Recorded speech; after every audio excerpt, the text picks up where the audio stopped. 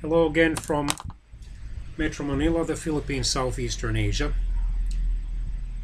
Tonight Filipino time, of course, I'm going to film a few brief videos about these, or some brief videos about these so-called assassination conspiracy theories regarding certain political leaders and one judge who died in office, that they were assassinated.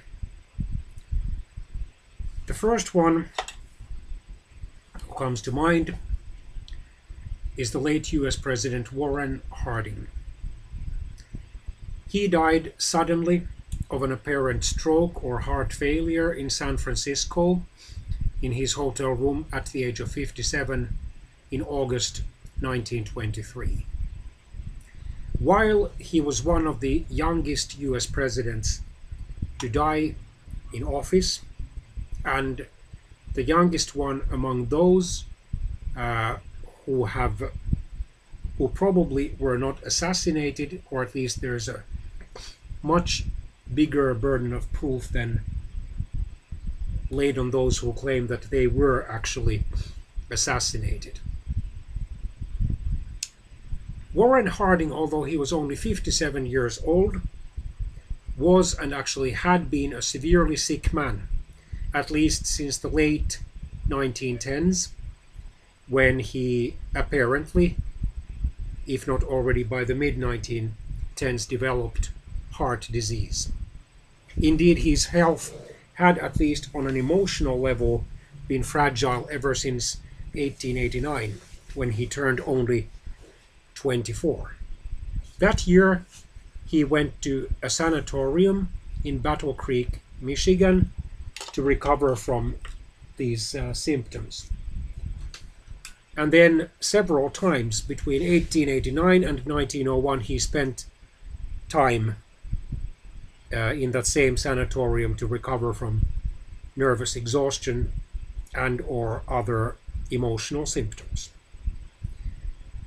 He loved to eat and drink well, and he liked smoking cigars. His main exercise was golf. So it was little wonder that by the time he decided, maybe somewhat reluctantly, to run for president in the summer of 1920, even though he was still aged only 54, he was already in bad health. He was overweight. His blood pressure was up. There were traces of sugar in his urine. In other words, he may have had a mild or latent form of diabetes. And yes, he had a heart condition. In 1920, he was lucky in the presidential campaign in that the voters' mood had turned clearly more Republican after 2 terms of the high-minded idealism of the outgoing Democratic US President Woodrow Wilson, who besides had been incapacitated by a nearly fatal stroke in Washington, D.C. in October 1919. Therefore, Harding had to do little active campaigning. He could conduct a mostly passive front porch campaign, and such American entertainers as the actor and singer Al Jolson helped him. He reportedly, this piece of information comes from William A. de Gregorio's classical work, A Complete Book of the US Presidents, which covered the US presidents from Washington to Clinton, just the first events of Clinton's presidency, basically the appointment of his first cabinet. So reportedly, Al Jolson belted out this tune, "We need another Lincoln to do the country's thinking. Mr. Harding, you are the man for us." And his campaign slogan was "A return to normalcy." In other words, he wanted the United States to take a deep breath to gradually withdraw from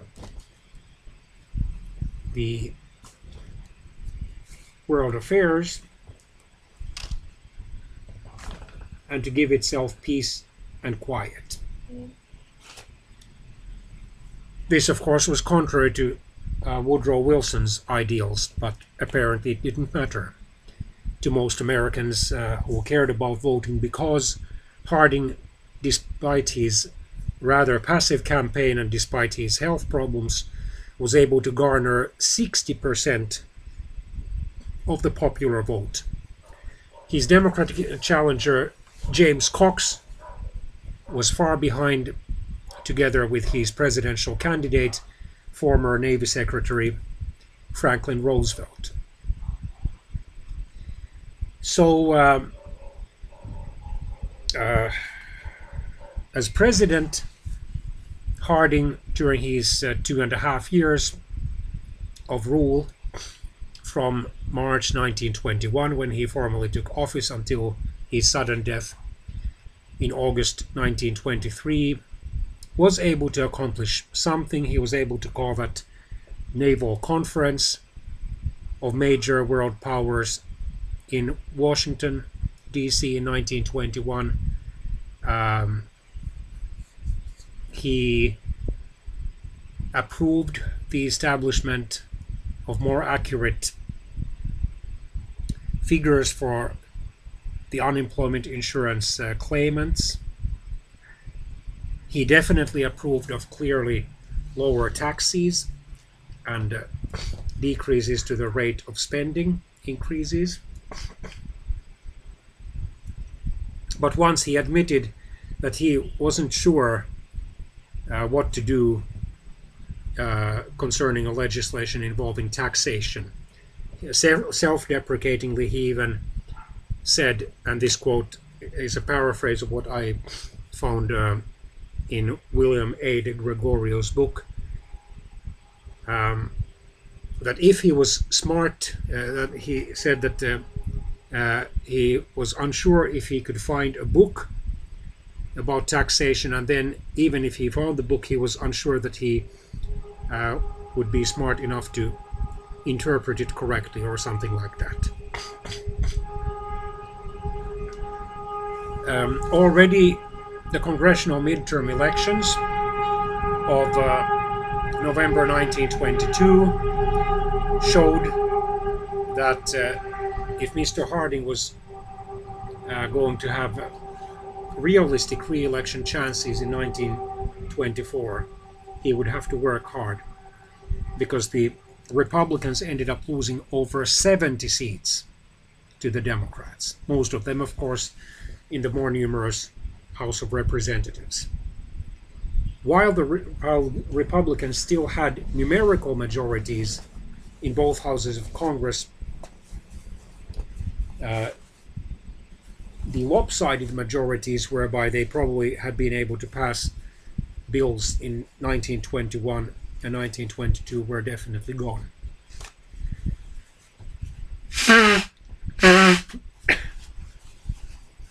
In early 1923, President Harding started to adopt a more healthier lifestyle.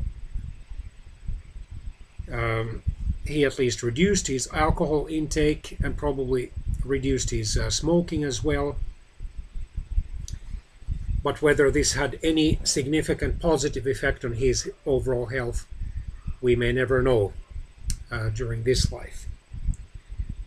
What was certain was that his administration's problems and the brewing scandals were involving a number of administration officials were bothering him, and since they were bothering him, it meant that he didn't really enjoy governing the United States, and he certainly was worried about what would happen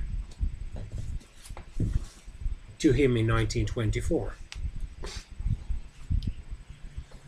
Had he lived and not died suddenly as he did in August 1923. Had he lived through the November 1924 US presidential elections, of course, it's anybody's guess what would have happened. In the worst case scenario, he might even have been considered too incompetent to be renominated by the US Republican Party.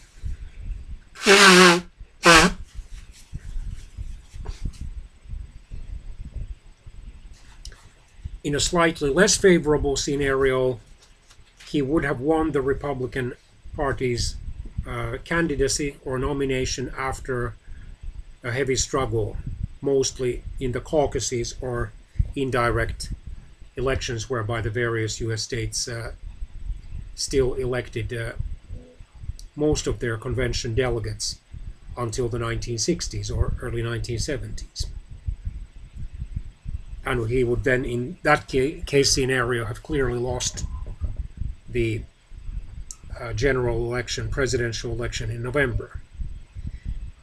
Then he could have won the Republican presidential candidacy without much significant opposition, but he could still have lost the overall presidential election if the Democrats had been able to find a competent enough and appealing enough opponent. Of course, it's a different matter whether that fiery, progressive-minded Republican Senator Robert La Follette had run as a third-party or progressive candidate if President Harding had lived. As it turned out, he did run as the progressive candidate for president. He did receive something like 16-17% of the vote, but he was only able to win his home state, Wisconsin. And Harding's successor, Calvin Coolidge, easily won the election. Or then Harding would have been re-elected, whether narrowly or clearly in terms of the popular vote and or in terms of the electoral vote. But what would he have done during his possible second term? Well, it would have been just about absolutely certain for him not to seek a third term, even though the US Constitution allowed that to happen, because he did not enjoy governing the United States that much. He found quite soon that governing the United States was a much, much more difficult work than serving as a United States senator. Anyway, he decided in early June 1923, amid these rumors of a brewing scandal in his administration, to set out on his so-called journey of understanding, which would take him not just to the United States western coast, but also to Canada's western coast, more specifically to British Columbia. The journey exhausted him a lot, and besides, by the last days of July 1923, he developed a food poisoning, and finally he had to submit to bed rest. And just at the time of his death, or just before his death, it seemed as if he was improving, although he still was suffering from fever. But given his overall weakened health, his congestive heart disease, he had to sleep with his head propped up by several pillows, a classical sign of heart patients, according to an apparently American medical doctor, Dr. Zebra, who has analyzed the US presidential health from, or the health and medical histories of US presidents from Washington to Obama.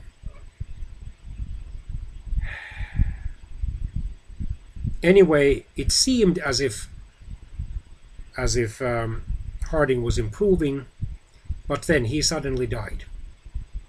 While some people at the time, and still in the decades, the nearly century that has passed since, 95 years to be specific,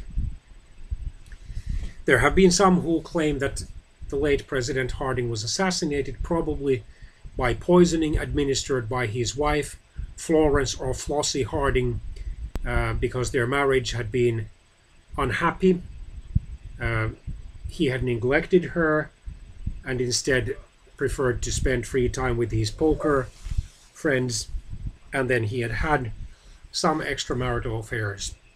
So those people who favor the assassination theory claim that Mrs. Harding poisoned her husband to punish him for cheating on her, which he had unfortunately done, to spare him the possible humiliation of impeachment, or for both. Or maybe she believed too much the fortune teller or clairvoyant lady who told him during the 1920 presidential election campaign or primaries that her husband would easily win the presidential election that year, but would die suddenly in office. Maybe, according to this theory, she wanted to make sure that the so-called prophecy would become true.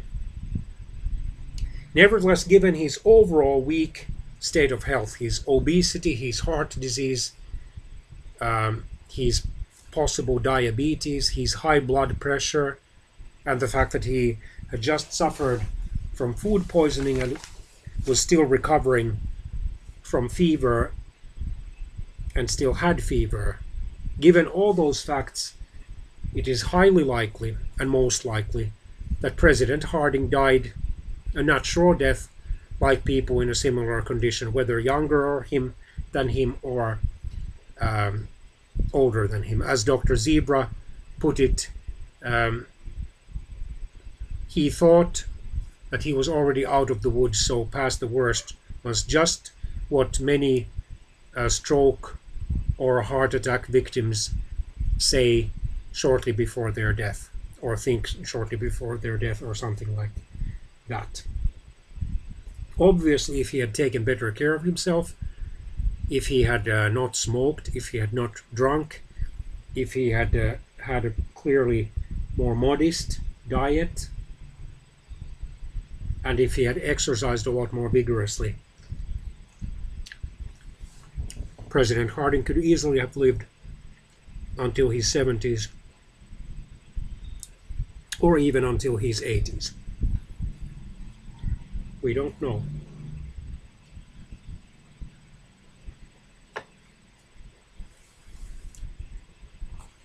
Well, whatever the cause of his death, it still remains somewhat disputed, although most historians discount the conspiracy theorists' claim according to which Harding was poisoned.